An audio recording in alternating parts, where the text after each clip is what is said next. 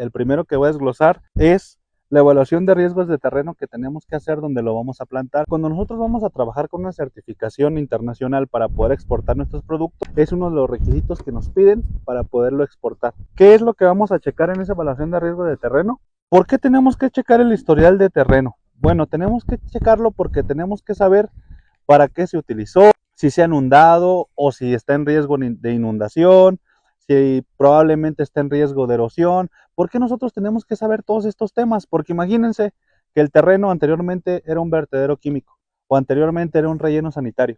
Claro está, siempre hay acciones correctivas que podemos tomar, pero es un riesgo de contaminación muy alto, por lo cual ese terreno no puede ser aceptado para poderlo ocupar.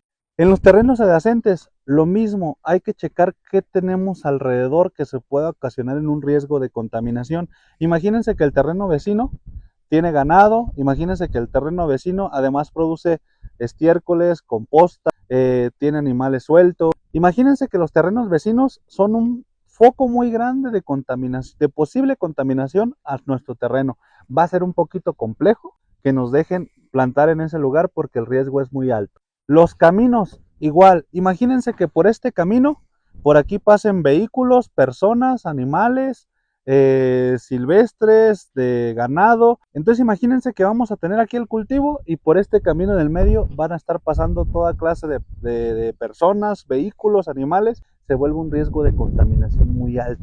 Entonces por eso es muy probable que si por tus caminos no hay maneras o no hay medidas de prevención o de contención, vayan a rechazar este predio. Ahora, las fuentes de agua. Tú tienes que determinar qué tipo de fuente tienes de agua, por ejemplo, si es un pozo, un canal, un manantial.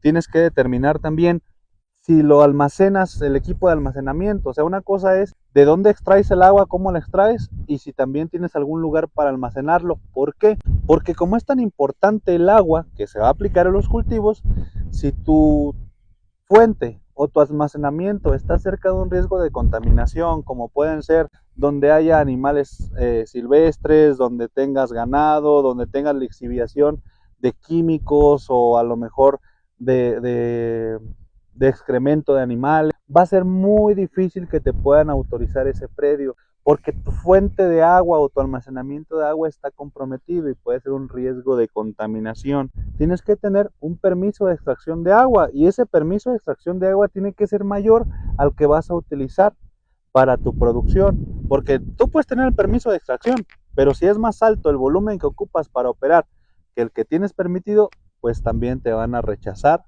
ese predio. El sistema de producción es muy importante. ¿Por qué? Porque tenemos que saber cómo se va a manejar, si va a ser en suelo, si va a ser en hidroponía, si va a ser en acuaponía, si va a ser en sustrato. ¿Por qué esto es importante? Porque también de ahí depende mucho a considerar los posibles factores de contaminación. Y el impacto en los terrenos vecinos, es muy importante tener en consideración eso, ya que si por ejemplo al lado de la huerta vamos a tener una escuela, un hospital, entonces hay muchos factores que nosotros vamos a generar como van a ser ruidos, derivas de plaguicidas, contaminación ambiental. Entonces todos ese tipo de factores hay que considerarlos para nuestra evaluación de terreno, ya que si nosotros vamos a perjudicar a los terrenos vecinos, también es muy probable que no nos admitan este terreno para producción. Todo esto que yo les estoy diciendo, sí se puede mejorar siempre y cuando existan acciones correctivas. Si nosotros planteamos acciones correctivas viables y eficaces para evitar contaminación de cualquier tipo, tanto para nosotros como para los terrenos vecinos, sí puede ser aprobado este terreno. Pero si no son las acciones correctivas pertinentes, no se va a poder. Les pongo un ejemplo muy claro. Ok, si ustedes no tienen una concesión de agua o un permiso de extracción de agua, ¿no hay alguna acción correctiva que se pueda ocupar para que les puedan aprobar el terreno? La única acción correctiva es sacar un permiso o una concesión de agua para que ustedes lo puedan ocupar. Hasta que la saquen, hasta que la tengan, ahora sí se los pueden aprobar. Pero si no, no hay alguna manera de decir, ah, no, mira, yo voy a sacar poquita agua de aquí y de allá porque no se tiene el permiso. Entonces, como les digo, todo se puede solucionar con acciones correctivas siempre y cuando sean métodos eficaces que funcionen para evitar las posibles contaminaciones.